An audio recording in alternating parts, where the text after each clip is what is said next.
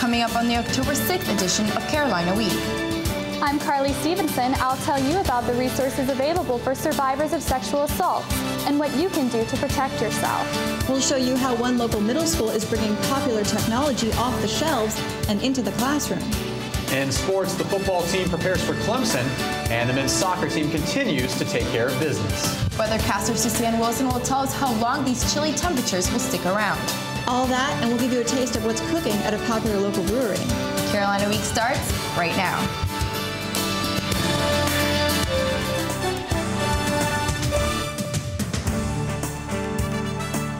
From the James F. Goodman Studio in the School of Journalism and Mass Communication at the University of North Carolina at Chapel Hill, connecting campus and community, this is Carolina Week. Nearly 20% of women in this country will suffer a sexual assault at some time in their lives. Good evening, I'm Andrea Lutka. And I'm Claudia Rupsich. Thank you for joining us. 80% of those attacks happen to women younger than 30. But sexual assault and relationship violence are often taboo topics on college campuses. Carly Stevenson is live in our studio. Carly, is that why many incidents go unreported?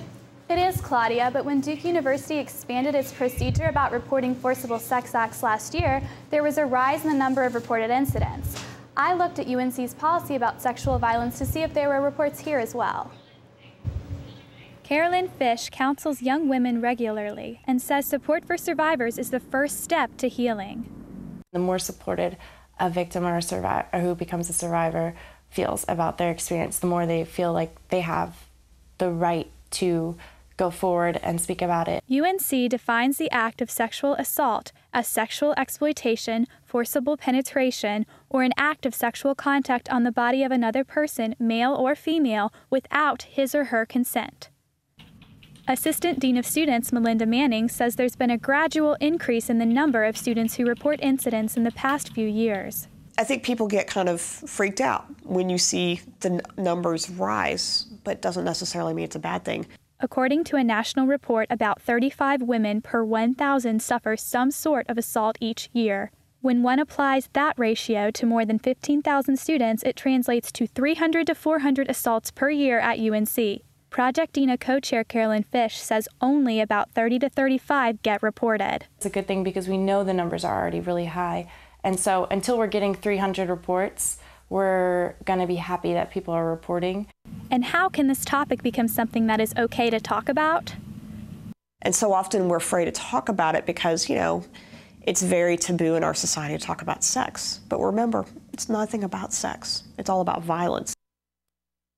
If the survivor is ready to talk about the incident, he or she can speak with someone in the Office of the Dean of Students, Academic Affairs, Administrators in Housing, Campus Health Services, or law enforcement officials. Carly, how do students go about reporting incidents to law enforcement? Claudia, I found that with the students' permission, UNC administrators are available to help submit reports to the appropriate law enforcement agency. That's Carly Stevenson, live in our studio. Thanks, Carly. Midterm elections are fast approaching, and community members gathered to talk politics Tuesday night with two former Washington insiders. Dean of the College of Arts and Sciences, Karen Gill, introduced political pundits William Crystal and Mark Shields in Memorial Hall. After a few brief comments about the state of the nation. Now, the roles are reversed. The tables are turned, and the Democrats are the ends. Crystal and Shields said they think the Republican Party will take control of Congress after the midterm elections. Early voting begins in Orange County in less than 2 weeks. UNC will host a series of political speakers leading up to the elections. On October 14th, author and political commentator Melissa Harris Lacewell will deliver the 18th annual Sonia Haynes Stone Memorial Lecture, discussing the interplay of race and politics nationwide. The free public event will be held on campus at UNC's Stone Center. Well, you won't be able to make a deposit or withdrawal from the Rosemary Street BB&T today due to an armed robbery Tuesday afternoon. Police say a man held up the bank around 4 o'clock yesterday. They aren't saying how much he may have taken. Officers marked off the area inside the bank with orange tape and dusted for fingerprints. Police don't know if the crime is related to another Orange County bank robbery that occurred around noon Tuesday and haven't taken anyone into custody. It's been more than 2 years since this landmark Chapel Hill restaurant closed its doors. But by the end of this year, the Ram's Head Rathskeller will once again be open for business. The Rathskeller was originally opened in 1948 by a family of Austrian immigrants and is slated to return to its original location in Amber Alley off Franklin Street, right across from Bandito's Mexican Cafe. The restaurant served everything from apple pie to beer in the bar and was a popular spot for Carolina students for decades. Franklin Street's newest shop is putting up some sweeter sales numbers than expected. Krispy Kreme started serving its delicious glazed donuts on Franklin Street a little more than a month ago, and the managers say they're already exceeding sales expectations. Franklin Street's only donut shop is finding a demand for glazed treats that few could have expected. But students and residents aren't the only ones helping business grow. Children are also playing a big role in the shop's booming popularity. Store managers are optimistic that sales will stay strong. And if you've had too many donuts, you might consider burning off those calories while supporting a good cause. The wheels are turning all this week in the Quad as students and community members bike to Uganda. Figuratively speaking, of course, the week-long charity event is sponsored by the student group Building Tomorrow. The goal is to raise enough money through donations to build a school in Uganda. Participants will give money to pedal 10 stationary bikes, the equivalent of 7,400 miles. That's the distance between Chapel Hill and Uganda. Most schools find mobile devices distracting, but I found one school right here in Chapel Hill that's actually encouraging students to use them in the classroom. At home, 7th grader Kenzie Rustin shows her mom her favorite applications on the iPod Touch she was lucky enough to get for Christmas. But at school, the rest of the students are pretty lucky now, too. In the morning, everyone comes in and gets their iPod and quickly sits down and plays with it. You heard right. Culbreth Middle School in Chapel Hill is giving iPod Touches to every student, nearly 700 of them, to use in class during the school day. Teachers were hesitant at first. What are we going to use these for? These are pretty much like an iPod to listen to music on. Then they realized they didn't have to go to the computer lab all the time anymore. Basically, each kid has a computer in their hand. Students use them to access applications ranging from music to spelling and even geography. Administrators say the devices also help level the playing field. A critical tool in terms of equity because it gives, as I had said before, everybody access. Nobody gets the power. Everybody gets it. And Kenzie's mother, Dawn, has seen how it helps her daughter learn from more than just textbooks. You're not just using paper and pencil and doing math problems. You're doing these kind of fun, silly games, but really it's math. And what about when students are just playing games? It's something that's going to happen. You know, if you're a good teacher, you're going to catch it and you're going to stop them from doing it anyway. Culbreth is the first public school in the nation to give iPod Touches to every student. And Kenzie knows it's a big deal. I feel lucky. It's very exciting that we're the first ones. But not for long. Culbreth's real-life example has administrators across the state working to get the cutting-edge devices into the hands of their own students. Actually got funding for the iPod Touch program from a grant, and other schools in the district are also making it a priority to integrate mobile devices into the classroom. Genes that determine your height could ultimately save lives. Coming up, we'll tell you about the groundbreaking work UNC researchers are doing to fight disease.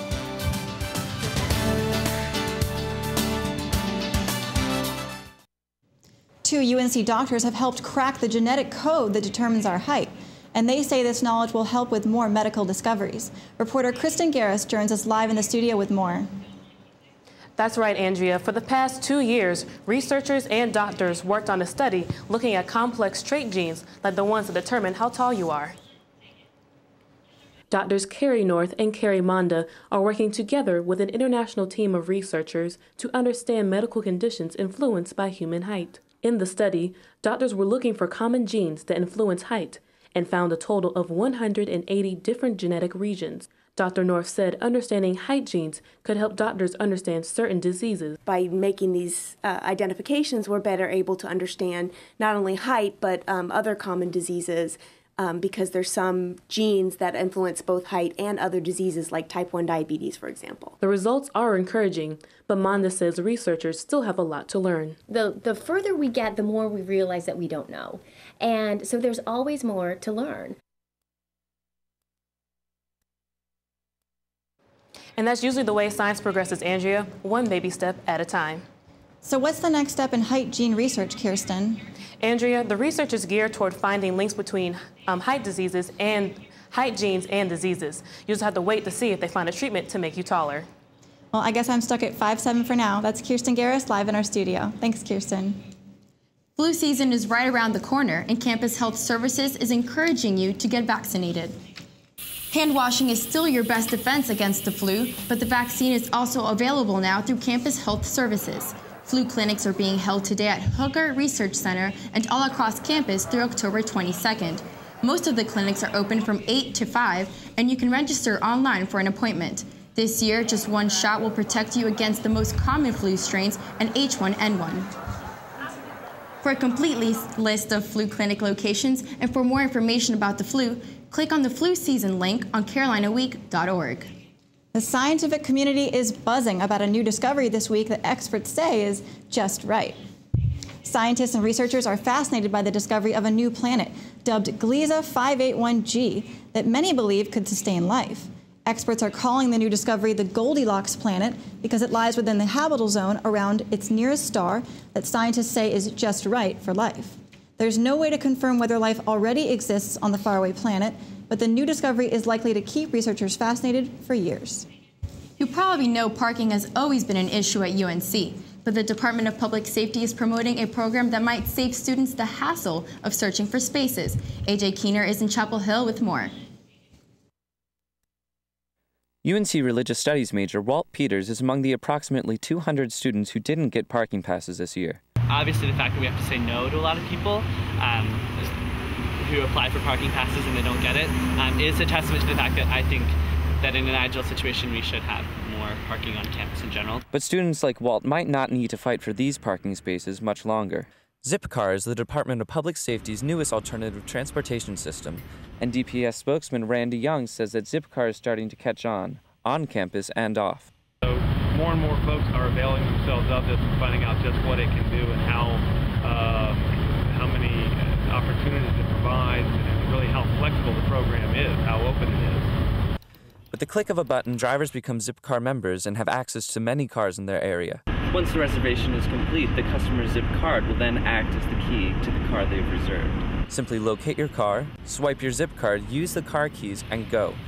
No need to worry about gas on your trip. That's included in your Zipcar membership.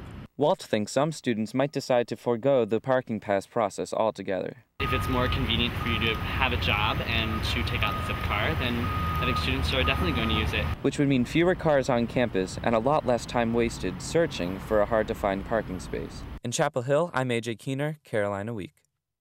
You can drive a Zipcar anywhere you want, but you have to pay extra if you travel more than 180 miles round trip. And weathercaster Suzanne Williams joins us now in the studio with the latest forecast. Yeah, can we expect any more warm weather before we go fully into fall?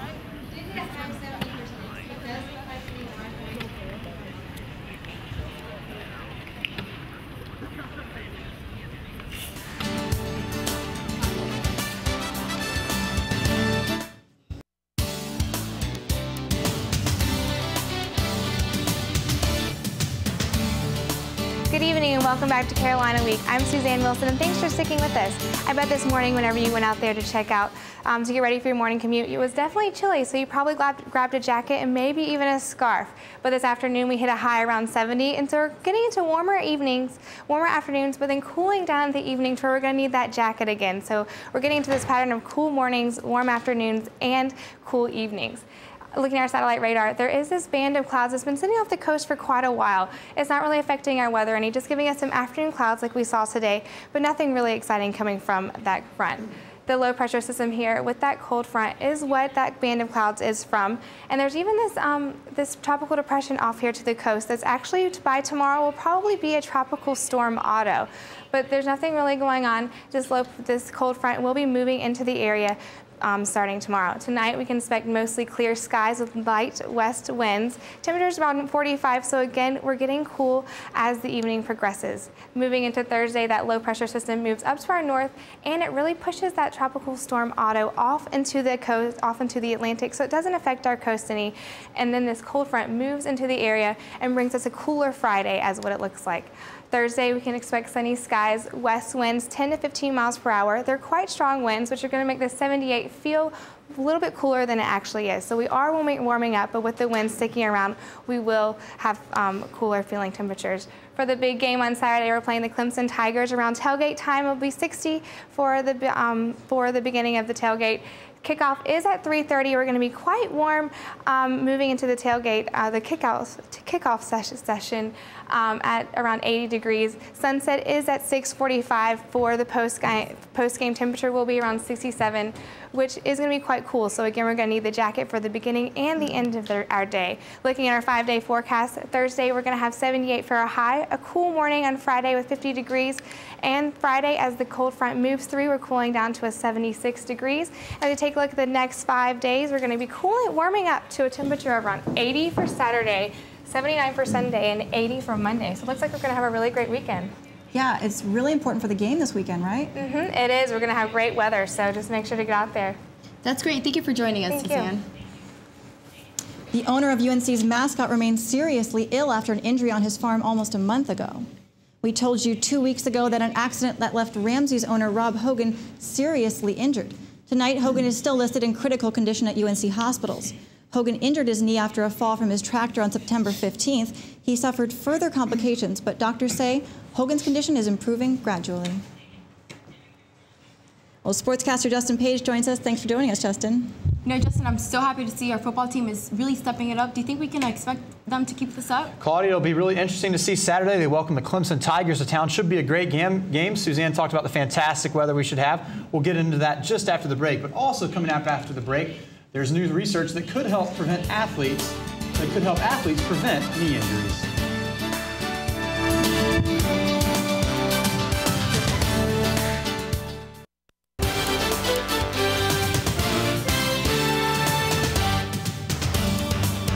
Welcome back to sports. I'm Justin Page. After losing its first 2 games, the UNC football team is on a roll and will look for its 3rd straight win when it takes on Clemson this Saturday at Kenan Stadium.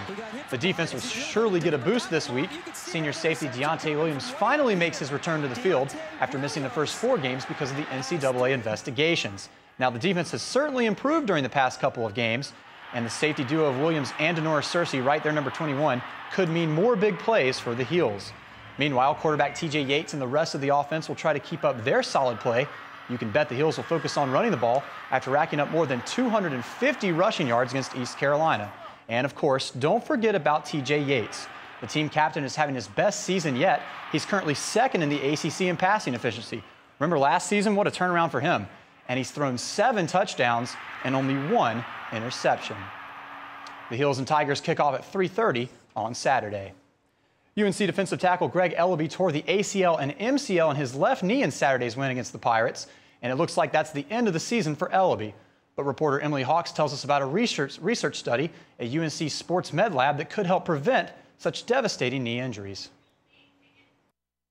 But he got twisted in a weird way, and he's down holding his leg. It's something no athlete ever wants to see. It's an expression of pain, and most likely one that marks the end of a season. I remember taking a handoff, and I cut it back across the field. And I got tackled the wrong way, so I tried to get up, and the doctors wouldn't let me, so that's when I knew it was something serious. Blue is a sophomore running back for UNC. He tore his ACL, MCL, and PCL last season against Georgia Southern. All 3 of those ligaments stabilize the knee and allow for movement, such as running and jumping. He can't get off the field under his own power. A tear to any one of them usually requires reconstructive surgery and a long rehabilitation process.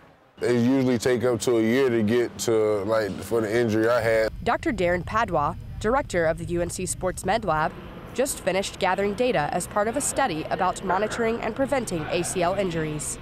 He's already seeing some preliminary results. Looks like just the ability to control your hip motion. So people whose hips kind of rotate inward real fast, or they kind of allow their knees to collapse in together, those types of movement patterns seem to be things that you'd want to avoid. Dr. Padua says that the research shows that athletes involved in sports such as soccer, football, and basketball are at the highest risk for knee injuries. Even though Blue is improving from his injury, every practice is still a struggle. Every time I run, I try not to favor it, and I try to, it's on my mind still. Although Padua is making progress in his field, Blue hopes it won't be long before he's back on the football field, catching touchdown passes. In Chapel Hill, I'm Emily Hawks, Carolina Week. Blue says he expects to be back on the field sometime this season. The #2 men's soccer team is now 7-2 going into Friday's match against Wake Forest. Last night, fans bundled up at Fetzer Field to watch UNC take on the Radford Highlanders. The Heels had 8 shots in the first half, but couldn't capitalize, you see right there. Radford took advantage early to put the Highlanders up 1-0, but Carolina, they were just warming up. Here's Martin Murphy with a garbage goal in traffic. Check that out right there, and we're tied at 1. And the second half was all about the Heels. UNC scored 4 more times on goals like this bomb by Kirk Urso and this penalty kick by Matt Rose. Unfortunately for Radford, they couldn't recover, and the Heels take it away 5-1. Tonight, the volleyball team is in action playing a conference foe. They're playing the Wake Forest Demon Deacons tonight in Winston-Salem. In Winston-Salem, the Heels will look to stay unbeaten in conference play. They're currently 5-0 right now, and the match starts at 7 p.m. So we certainly wish the ladies the best of luck, and the football team, big game on Saturday against Clemson. I'm really excited for that game, and I really hope we can continue this winning streak. I hope so. All right, thanks, Justin. Well, we all want to follow our dreams after graduation. Coming up, we'll show you how one UNC grad is using the past to tap into his future.